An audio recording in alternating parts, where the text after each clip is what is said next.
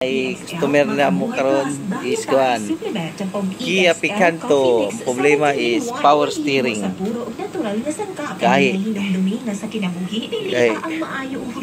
amo ni siyang gi-trouble karon kay gahi daghan ang tanaw ani wala jud makuan solba daw ang problema. Pero among gi-check tanan pero naaman tay live data mo ni siya ang torque sensor atong kuan working ang torque sensor kay magana. Ang posible ang engine speed niya wala siya RPM. Ang torque sensor akong gilihok ang iyahang kuan manubila. Ang torque sensor ni gana man working. Voltahe tama. Rep decrease. Ang engine speed niya may nawagtang ani ang linya sa ang motor wa pud mo supply. Wala gana. Oy output, oy signal.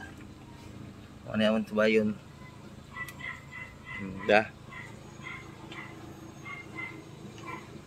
Yun siya down. Wala siya. Kinahanglan siya og masusing. Sige kaya ra? Kaya kayo. Sa Kia kaya. Sa Kia kaya. Wa mo siga IPS.